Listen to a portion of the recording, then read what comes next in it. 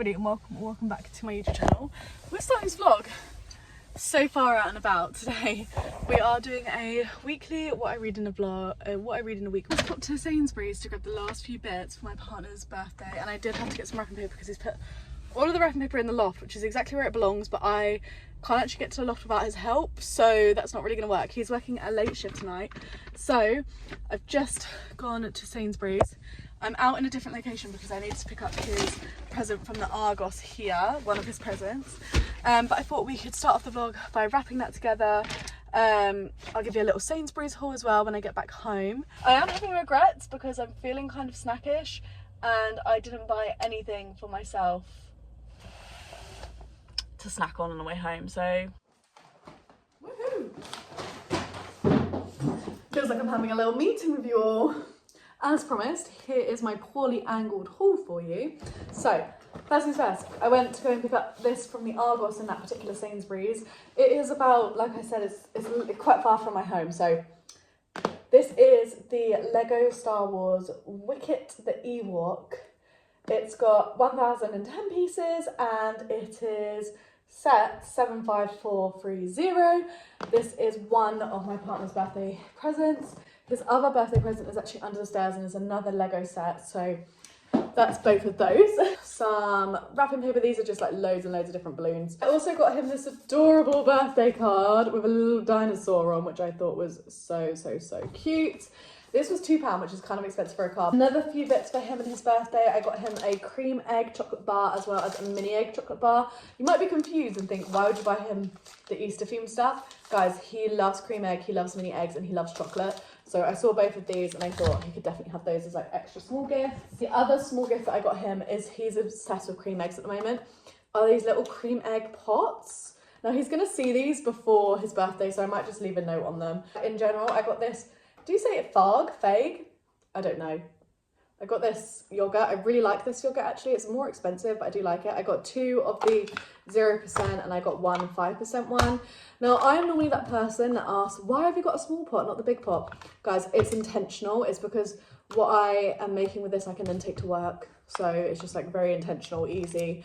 I was gonna get some protein yogurt, but I find protein yogurt so thick. I also got myself some cheat meals. I'm sorry, you're lying to me if you're telling me you don't have any kind of like cheat or shortcut meal for when you can't be asked to cook dinner. So I got chicken super noodles, I got chicken and mushroom super noodles, and I got another chicken super noodles. Really basic, but really good for like rush meals. These will probably stay in our cupboard for about like 3 or 4 months before they're actually used. I'd say we maybe use once every 2 months or so, but it's nice to have them, and I fancied a cheap meal today and I really fancied just some easy cheap noodles, so that's what I got. Then I have no idea where to hide this. I got his birthday cake. We normally get Colin the Caterpillar cakes for each other, but I saw this and I just thought it was so like a bit of him for a cake. Like I said, he's chocolate obsessed. This is a Cadbury Flake celebration cake. It looks amazing, and the reason why we've got a big one, even though it's just 2 of us, is because we will have lots of people dipping in and out in the next few days, so they can all have a slice of cake. I also got myself some smooth orange juice, and then last but not least, I got some oat milk barista style and some perfectly teared single serve matcha. I got the single serve just because it was cheaper than buying the packet. I'm obsessed with matcha at the moment, so I'm very excited to get on to having these. I think this could become an addiction, guys, so wish me luck. I'm gonna go make my girl dinner, and then I'll come back to you guys with some reading updates, because I am currently listening to Burial Bones and Midnight Soil, and I have 3.5 hours left on the audio. So by the end of this week, we'll definitely be finishing that. So I'm so excited to be finally finishing it.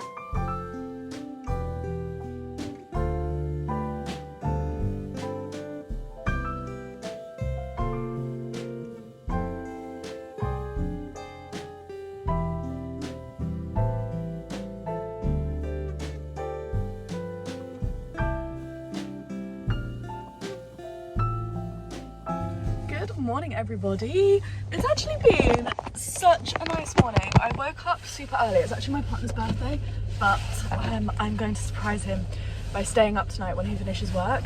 But yeah, I'm leaving for work early. I woke up early. I even had 25 minutes to just sit and read read this morning, so I'm now 60% of the way through The Dark Lord's Guide to Dating, and I'm really loving it. It's just really funny. There's something about this style of writing that really works for me in a romance. Guys, we're starting off the day sticking in some learning, and I also got some new pencils for my children because all of the pencils are like this big. Oh my goodness. Get in. Look up. Guys, I don't want to hear anyone's words of judgment. I am for sure about to eat my whisper that I didn't eat at lunchtime in the car on the journey home, and have a slice of birthday cake this evening. I am on mission. Surprise my partner. He thinks I'm going to go to bed on time, but I've left school at 6. I've left work at 6 p.m. and we're going home to stick balloons on my ceiling and set up birthday cake and everything for when my partner gets home at 10:30. So let's get home. It's probably going to take me about 40 minutes because of traffic. Actually, it might not because it's 6. But I do need to stop off to get some balloons, just for fun, you know, and some like napkins, just a little something to make it feel super special for him. Because I feel so bad that he's been at home by himself, and I know that's how it is as an adult, but like, it's just sad. I don't think we've ever not been able to celebrate his birthday properly. Okay guys, please do not judge how I look. Also, there is our absolute great find of a mirror that's going to go above our dining room table that you can't see. Also, if you see pink string hanging, that's for the balloons that are still on the ceiling for Thursday night. As you can hear and possibly tell by the way that I look, I have unfortunately come down with quite the bug. I had a sore throat on Thursday night. I had a bit of a sore throat, and then Friday my voice was pretty much gone. I had quite a high temperature and I was feeling really nauseous and like quite sick at work. So that was yesterday. And today I've woken up and thankfully my voice is back, but then again I haven't actually used it much, so that could be why. With that in mind, I was meant to film my January reading wrap up today. It is the 30th of January. However, I'm just not really feeling up to filming it, so I'm going to give this vlog an update, and I may end up editing this vlog to go up on a Sunday and then hopefully find time to film on one of the evenings before Wednesday a wrap up for January's books, because I'm just not really feeling up to it right now, so I'm not going to force myself. And this vlog was meant to be a longer one, but it is what it is, guys. Honestly, sometimes you just have to listen to your body. We started this vlog and I was partway through 3 books for the month. So I have my audiobook of Bury Our Bones in the Midnight Soil by V.E. Schwab. This is the Fairy Loot edition of the story. And then we had the Dark Lord's Guide to Dating and Other War Crime by Tiffany Hunt, which I started, and then a book that I have not touched this whole week, These Infant Threads by Tahara Murphy. I finished on Thursday morning my Bury Our Bones in the Midnight Soil by V.E. Schwab audiobook. Now, I liked the audiobook. The audiobook was actually really well done. It's got a full cast of characters, so I would highly recommend picking it up via audio. However, I do own this very lovely edition of this book, and I don't feel the same love for it as I did the love for The Invisible Life of Annie LaRue. It does read much more like literary fiction in terms of writing style, in my opinion. Yes, it's about vampires and 3 women. I did find it a little bit repetitive at times, and also I found the ending a little bit like lackluster. And I think the thing is, I think I spoke about it recently before in a vlog, where one of the characters I didn't necessarily love because her mind was just always in turmoil. She was always flashing back. She had really struggled with her anxiety and like panic attacks. And I really I wouldn't say I liked her very much. And the ending just didn't really satiate me in terms of my favourite characters and things like that. I did enjoy the story. And also halfway through it became a bit like a storytelling, it was a retelling of a story, less so of a story in and of itself. So yeah, it's really, I have conflicting emotions because I did enjoy it. If I didn't enjoy it, I wouldn't have listened to like a 40-hour audiobook. However, do I need this absolutely stunning Fairy Loot edition?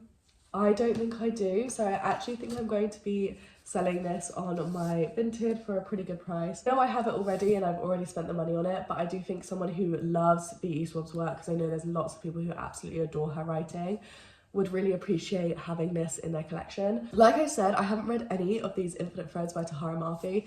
I'm still on chapter 17. It's not necessarily that I'm not enjoying anything, it's just that I don't know what happened. I think, like I said, I just read a young adult book and then I read the first book and the second book, and it isn't usual for me to read series back to back. I'm really trying to read them close together. So I think once I have finished the second book, the next book that I'm about to talk to you about, I will be picking this back up, and I'm hoping to actually finish it possibly today. Like the next book I have been reading on Kindle Unlimited. My Kindle Unlimited runs out on the 1st of Feb. I've just taken a bit of a break from the subscription because I do find I love reading on my Kindle in bed. It's the most magnificent experience reading a Kindle in bed compared to a physical book, because you've got to have a light on, and then you've got to try and get the light in the right place, and then you've got to lay in an uncomfortable position because you can't get comfortable with the book. I'm a side sleeper, so I'd rather read on my side, and reading a physical book doesn't give that to me, whereas a Kindle does. But I keep reading massive Kindle Unlimited books, and I've got so many books on my physical TBR that I really want to prioritise at the moment. So because I'm trying to prioritise my TBR, my physical one, I have stopped my Kindle Unlimited subscription for 2 months. I am reading The Dark Lord's Guide to Dating and Other War Crimes by Tiffany Hunt. I saw this come out because I was following the publisher on Instagram, and I was so excited when I saw all of the like clips and snips from this. And this just has this classic humour that I love, with a morally dark main character. It's not too serious, but it's also not too silly and in that world of disbelief. I really am enjoying this, and this is exactly what I needed, an absolute breath of fresh air. Did I buy a new book?